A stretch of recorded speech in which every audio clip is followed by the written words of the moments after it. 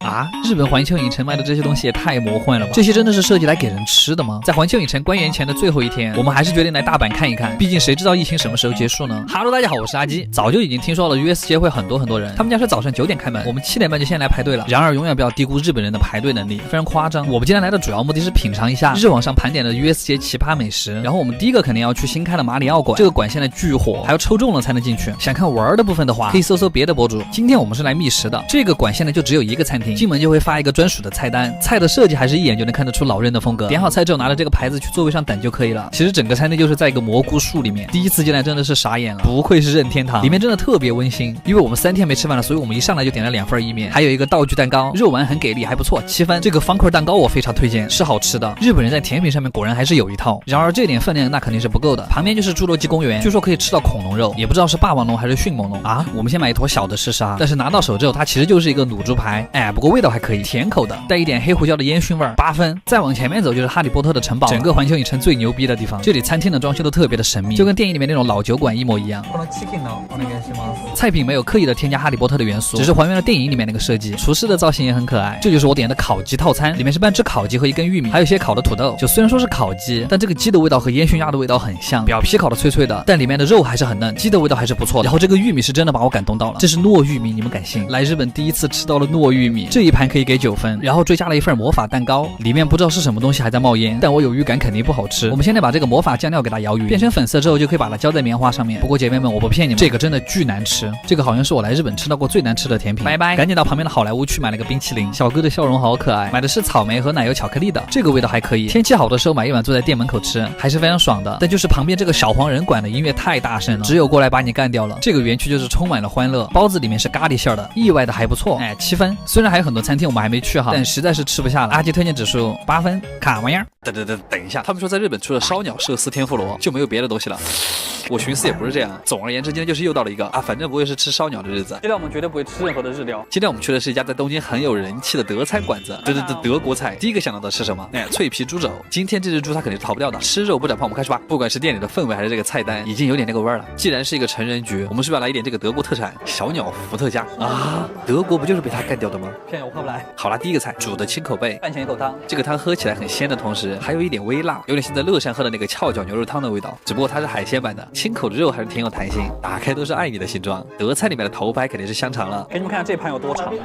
第一排是番茄土豆味，怎么那么像美式快餐？它这个吃着会有一股很明显的烟熏味，但是它又盖不住那个肉汁的那个味道。里面香肠的肉很扎实，一口下去肉感十足，还有点黑胡椒的味道。旁边的脆皮土豆一定要蘸那个孜然番茄酱，又甜又像烧烤的味道。这边建议亲想象一下羊肉串蘸番茄的味道，有一点上头，不太确定，再吃一口。这种是真的比清淡的日料好吃太多了。这个厚切培根我狂喜欢，它下面配的是酸菜，而且那个培根是厚切很紧实，有点韧性又有点弹性的那种，肥瘦相间，但是一点都不齁咸。培根的油脂配上微微泛酸又带一点咸味的酸菜，真的太美好了。酸菜就是完美的在给培根解腻。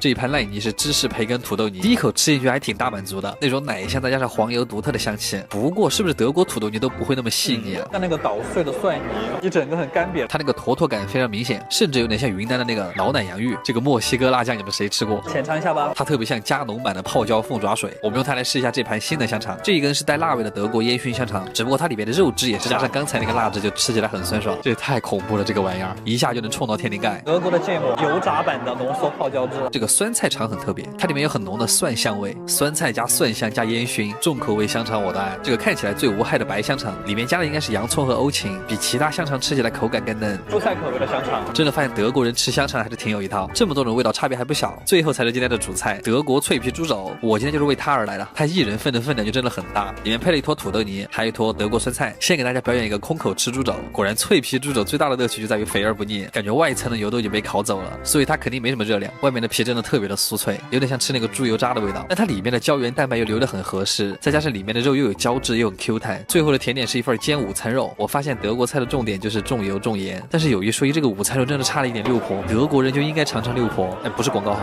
今天瞬间爱上了德餐。总而言之，吃多了清淡的日料，偶尔来一顿这种重口味的异国菜也很满足。主要也是想跟大家说，日本除了那些本土菜，这些很难理解的异国菜也非常值得去试一下，跟朋友出来喝喝啤酒，也不输给在居酒屋里谈心。阿基推荐指数8.5分 ，SS 那个玩意儿。这家店居然在烤和牛里面包了一整个生蚝。这什么神仙搭配啊，我还是第一次看到。为什么我没想到？今天这家店应该算是一家创意烤肉。然后我看它官网的那个图片，我就已经馋得不行了，就长了一个痘，非常帅啊！予約したの龍です。6です。啊，すみません。第一个前菜是香肠火腿午餐肉，但是午餐肉除了煮火锅还有别的吃法吗？第二个是2片熏制的香肠，第3个很好吃，它就是那种吃进去是火腿的味道，但它其实是午餐肉，心机的撒了一点黑胡椒，然后还有一个小菜是番茄牛腩。我发现这种番茄的酸甜味能够瞬间把你的胃唤醒，感觉现在的我就是一个吃牛战士。我们的第一盘肉也端上来了，像这种店一般都不会让顾客自己烤，师傅先是刷了一层牛油，然后烤上了我们家的第一盘也是唯一的一盘五花肉，听着五花肉冒油的声音就很解压。他烤的这块其实是比较偏瘦的五花肉，师傅烤的刚刚好，所以嚼起来很有劲道。接下来就是牛肉的部分了，这里面最好的是下面的那块肉，就是大腿连接肚子的那块肉，非常小的那个区域，所以它很少也很贵。师傅说可以配上这种专门用来蘸牛肉的酱油，滴上几滴就可以吃了。它吃起来其实很扎实，但是又很有弹性，这就是稀少部位带来的快乐。好啦，说回下一个肉，就是这块超大的里脊肉，这块肉的脂肪很少，然后师傅把它烤得特别的软，所以我就好奇的问了一下师傅，为什么我们自己烤肉烤不到这么好？师傅就拿出了他的一个笔记本，上面的笔记真的是特别的可爱，什么烤肉的水风传理论。算了，我估计学不会。你们看它这个色泽，这个必须承认，这太有差距了。对了，如果你是那种吃烤肉特别容易腻的人，你其实可以在上面加一点山葵。这样你吃10坨都不会腻，蘸一点盐也很香。接下来这个是牛的横膈膜肉，比较常见的一个部位，一个字总结就是甜。这个也可以加一点刚才那个酱油，肉质香甜还是挺不错的。接着就是我们今天的主角了，看到这个正在慢慢变鼓的肉包子了没？隔它1米远都能闻到喷出的海鲜味儿。和牛的油本来就很多，烤出来的油会把生蚝死死包住，摊开的一瞬间我都惊了，里面的生蚝还是一个稚嫩的状态。然后师傅会给每一块都单独滴上烤肉酱，全熟成的和牛加上饱满多汁的生蚝，甚至想写一篇满分作文来赞颂它。废话不多说，赶紧尝一口。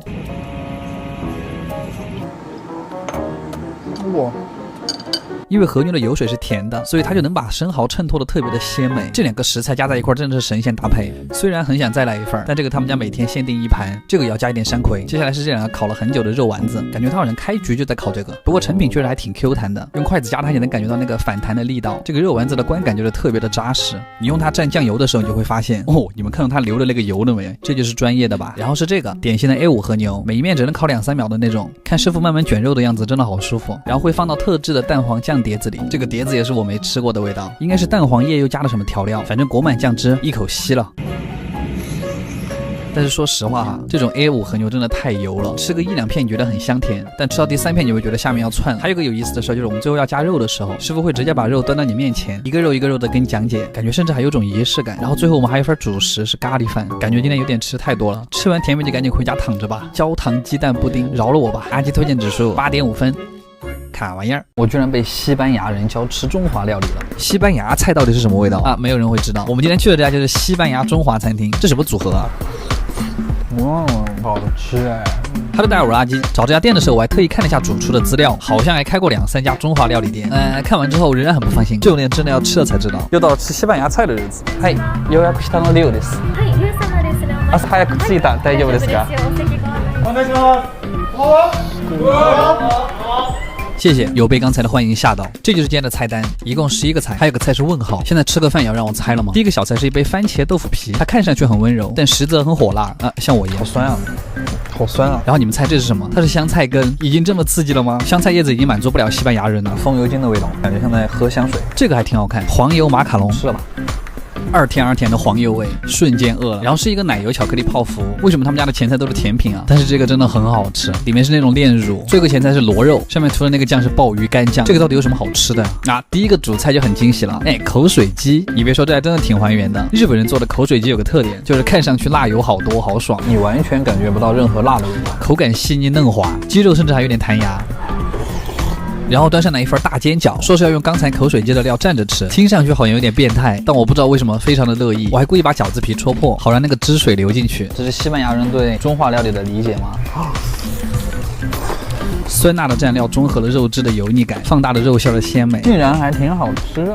我为什么现在才吃到这个？有点回想起之前每次我晚上饿了，就会叫我妈给我煮那种白菜水饺，然后蘸醋吃，特别怀念那个味道。然后服务员直接端了3个金宝箱上来，咚咚咚，这样客气点。我其实严重怀疑它是不是3个宝箱都是扇贝，炸好之后就是这个样子。它下面那个黄色的酱汁就和松鼠鱼鳞的那个酱汁一样，吧唧一口，浓稠的酸甜酱和松软的贝柱，趁我不注意的时候就融合在了一起。你们看，中式的酱料加上西式的扇贝做法，结合的还是挺好。说回下一个菜，它是用萝卜泥和蟹肉炸成的方块，咬开它的一瞬间，你就能感觉到热气在你的嘴巴里面喷涌。接着是一块黑胡椒烤猪肉，这个就很性感了，烤猪肉就应该配黑胡椒嘛。接着又是一个芝士咖喱球，外面的芝士微微泛甜，里面的咖喱肉末又是咸的，多么清奇的搭配。吃完这个之后，直接端了一口锅上来，这看样子就很西班牙了。我觉得重点其实是这块鱼肉，它还原出了鸡肉的那种韧劲，听了很像鸡肉味。下面的汤底是那种很浓的番茄虾头味，就是很重的海鲜味，小鱿鱼。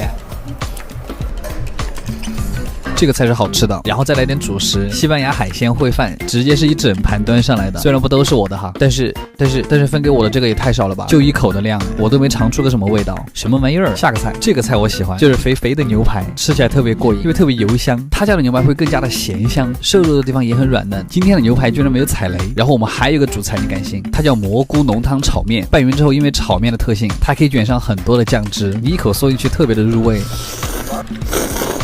哇，那个蘑菇味特别重。然后吃了这个之后，我们还有5道甜品。今天最大的感受就是西班牙人是真的很能吃啊！阿基推荐指数8.5分，卡玩意儿。